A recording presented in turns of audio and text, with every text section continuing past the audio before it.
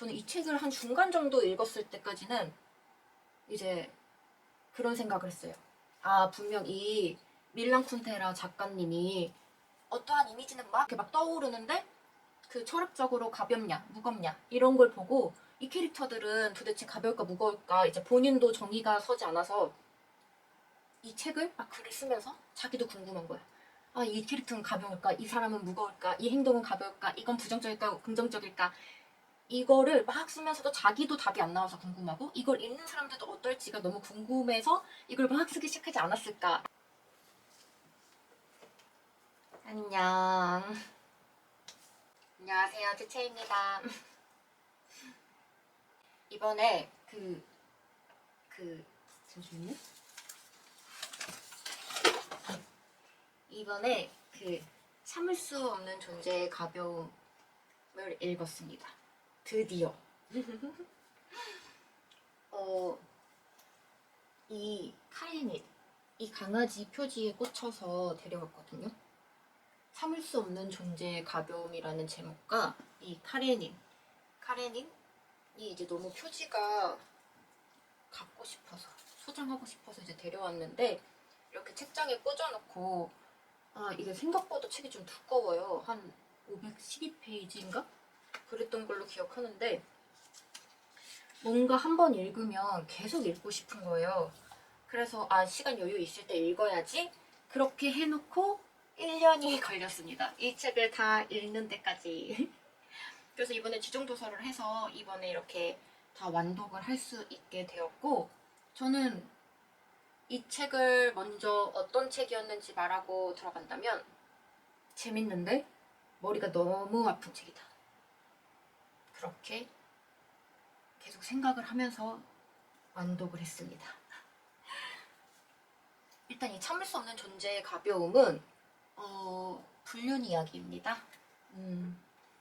그래서 처음에 볼 때 브람스를 좋아하세요? 그 책이 좀 많이 생각이 났어요. 왜냐면 그것도 이제 좀 여기서의 토마시랑 캐릭터가 비슷해서 한 명을 사귀면서 다른 사람들과 에로틱한 쾌락을 즐기고 다니는 그런 캐릭터와 그런 관계였는데 여기서도 토마시라는 인물이 이제 에로틱한 우정을 필요한다고 해야 되나? 그거를 바래요. 에로틱한 우정이 있어야 된다고. 그래서 고정적인 연애를 하는 테레자와 에로틱한 우정을 하는 여자들 단 3번 이상 만나지 않는 그런 삶을 즐기는 캐릭터 이렇게 연인이 나오고 유부남인 프란츠와 사비나라는 인물 이렇게가 불륜 이렇게 또 나오고 이 강아지 카레닌까지 나오게 되는데 사비나가 그 토마시의 에로틱한 우정 그 친구입니다. 그래서 이 관계가 되게 저는 너무 빠개치더라고요. 저는 바람 피고 다자연애 안 되는 거 아시죠? 막 화가 나요. 은근히 좀 순정파 같이 안 생겼는데 다들 순정파라고 하더라고요, 저보고. 근데 순정파처럼 안 생긴 건 뭐예요? 어쨌든 저는 막 바람을 많이 피고 여러 남자를 만날 것 같이 생겼다고들 합니다. 잘 모르겠지만 어떤 모습을 보고 그러는 건지. 어쨌든 이걸 보면서 저는 너무 화가 났어요. 그래서 화가 나면서도 이 연애 관계가 어떻게 흘러갈지가 좀 많이 궁금했던 것 같아요. 이 끝이 어떻게 끝날지가 좀 너무 궁금했다. 그래서 재밌었고 그리고 이 책은 제목 참을 수 없는 존재의 가벼움 딱 이 제목처럼 가볍냐 무겁냐를 이제 많이 언급을 해요. 근데 사실 이걸 다 읽고 나서는 그런 생각을 했어요. 가벼움과 무거움 정의할 필요 없다 라고 말을 하고 있는 것 같아가지고 사실 이게 좀 상대적인 거라고 생각을 해요. 어떤 사람한테는 가벼울 수도 어떤 사람한테는 무거울 수도 똑같은 상황인데 그게 다르잖아요. 그리고 제 자신도 가벼울 수도 무거울 수도, 난 지금 가볍게 살아가는가 무겁게 살아가는가 그거를 재단할 수 없다고 생각을 해요. 왜냐면 계속 바뀌니까. 그리고 내가 가볍다 무겁다 이걸 정의해두면 꼭 그렇게 살아야 될 것 같아서 저는 이렇게 좀 함부로 좀 재단할 필요 없다, 정의할 필요 없다 라고 이제 이 책을 읽으면서 더 생각이 들었고, 그리고 가볍고 무겁고 부정적이고 긍정적인 거는 이제 상대적이다. 누군가에게는 진짜 어떠한 사탕이 있는데 어떤 사람한테는 이게 되게 무거운 존재일 수도 있고 어떤 사람한테는 가벼운 존재일 수도 있어요. 뭐 예를 들면 이런 책도 애기가 들었을 땐 진짜 이 무게적으로도 무거울 수도 있고 이 내용이 무거울 수도 있어요. 그리고 어떤 사람한테는 이 내용이 되게 유치할 수도 있고 가볍게 느껴질 수도 있어요. 그렇기 때문에 가볍냐 무겁냐는 좀 상대적이다. 정리할 필요 없다. 그리고 내 삶이 가벼웠냐 무거웠냐는 내가 죽을 때 알 수 있을 것 같아요. 만약에 그거를 한 가지로만 정의해야 된다면 지금 정의할 수는 없다고 생각을 해요. 왜냐하면 내 삶은 계속 흘러가고 있으니까. 그래서 그런 걸 생각하면서 좀 보다 보니까 재밌었고, 확실히 이 안에 이 플래그에 붙여놓은 거 보이시나요? 엄청 많죠. 이 안에 다양한 주제들이 좀 있어서 확실히 이야기가 끝이 안 나더라고요. 지정도서 이렇게 독서 모임 하는데.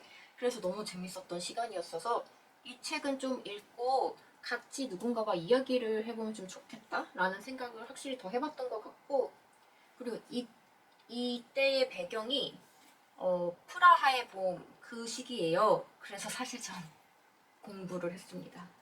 제가 역사적 배경을 잘 몰라서 좀 그러한 부분을 조금 공부를 했고, 사실 봐도 이게 이미지화로 잘 안 되더라고요. 아, 이런 일이 있었구나는 알겠지만 이게 이미지적으로 그려지지 않으니까 그 부분이 조금 어려웠다. 그리고 이 표현들이 난해한 부분이 좀 많아서 그런 부분들도 조금 여러 번 읽게 만드는 묘한 그런 좀 구간들이 많았던 것 같아요. 그리고 여기에서 그 프라하의 봄에 위에서 정치 얘기가 나오고 역사 얘기가 나오는데, 그 현장에 있던 사람들 무지하다라고 말을 하는데 무지함은 죄가 될까요? 라고 여기서 이제 좀 얘기를 하고 있는 것 같아요. 근데 이 무지라는 단어를 각자 생각하는 게 다 달라요. 사실 단어라는 게 사전적 의미가 있지만 다 사람마다 그걸 정의하는 단어의 뜻이 다르잖아요. 느낌도 다르고 내가 살아온 경험에 따라 단어의 그 감정도 달라지고 쓰임도 달라지고, 그렇기 때문에 어떻게 보면 좀 의사소통하는 데 있어서 본인만의 언어를 제대로 말하지 않으면 이게 오해를 살 수가 있다? 라는 생각을 해보는 시간이었는데, 저는 너무 제 언어를 써서 좀 가끔 제 언어를 해석해야 되는 사람들이 많기는 하지만 어쨌든 그만큼 이제 단어라는 게 이제 생각하는 그 이미지가 다 다르다라는 걸 이번에 조금 알았어요. 그래서 여기서 나오는 무지는 속았다라고 저는 생각을 하거든요. 그러니까 속았다? 아니면 사실 그 여기서 나오는 무지는 저는 그거를 생각했어요. 만약에 영화 1987에서 내가 그 민주화 운동에 참여를 했는데 거기서 나는 도움이 되고자 해서 한 일이 사실은 다른 학생들을 죽게 되는 일이었던 거예요. 근데 이거는 그 당시에는 모르잖아요. 그거를 나는 누군가한테 속을 수도 있고, 아, 이거는 그 사람들을 위한 일이야 속을 수도 있고, 아니면 그렇게 믿을 수도 있고, 아니면 내가 그냥 진짜 공부하기 싫어서 나 몰라라 그냥 맞겠지라고 할 수도 있고, 그런 것들은 사실 그 당시에는 이게 그 학생들을 죽게 만드는 일인지 그런 걸 잘 모르잖아요. 그렇기 때문에 그 무지라는 거는 사실 그 당시에 안 좋은 일이 생겼을 때 이 무지가 죄로 만들겠다? 이렇게 말이 나오는 건데, 그러면 애초에 죄였으면은 그 당시에도 죄였을 속해야 되지 않을까라는 생각을 해봐서 이걸 제 역으로 저는 따질 수 있을지 없을지 모르겠어요. 그리고 사람이 이 머릿속에 알 수 있는 정보는 한계가 있잖아요. 그래서 저는 누구나 무지할 수 있다고 생각하거든요.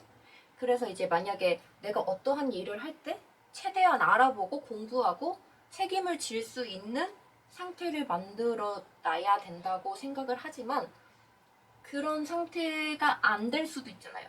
진짜 몰라서, 진짜 나는 공부했음에도 속아서 몰라서 이렇게 당할 수도 있고 누군가에게 피해를 입힐 수도 있고 그렇기 때문에 그 무지라는 거에 대해서 조금 다양한 각도로 좀 생각해 볼 수 있는 시간이었던 것 같아요.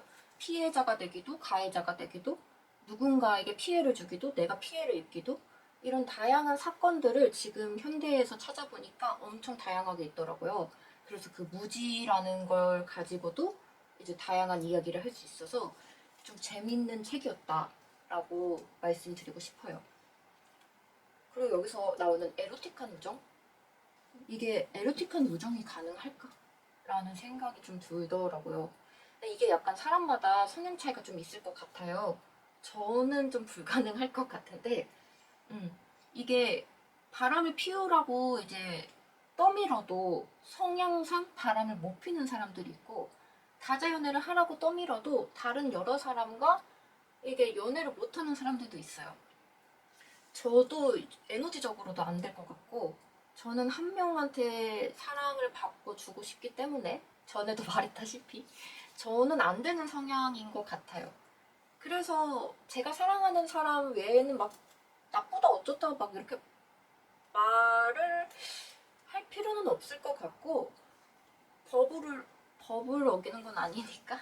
근데 만약에 제 친구 남자친구, 뭐 제 동생 남자친구, 뭐 이렇게 그런 사람들이 바람 핀다면 저는 어떻게 될지는 모르겠네요. 근데 이 뒤에 뭔가 있는 것 같은데 뭐죠? 아니구나. 네, 어쨌든 그래서 이 책 아주 재밌게 잘 읽었습니다. 그래서 끝에 카레닌의 이야기가 나오는데 저는 그 장면에서 좀 울었거든요. 그래서 조금 밖에서 이제 읽었는데 갑자기 눈물이 나와서 좀 당황했다. 그래서 이 책은 기회가 된다면 나이가 좀 더 먹어서 다시 읽으면 또 다르게 느껴질 것 같다. 그래서 좀 소장하고 싶은 책이다 라고 저는 생각을 합니다. 재밌었어요. 재밌었어요. 네, 그러면 참을 수 없는 존재의 가벼움 한번 시간 되시면 읽어보시길 바래요.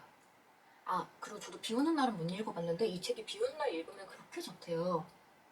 비가 올 때 만약에 읽을 수 있다면 한번 추천해 보아요. 저는 못 읽어봤지만. 그럼 다음에 또 어떤 책을 들고 올지 모르겠지만 다음에 또 봐요. 안녕.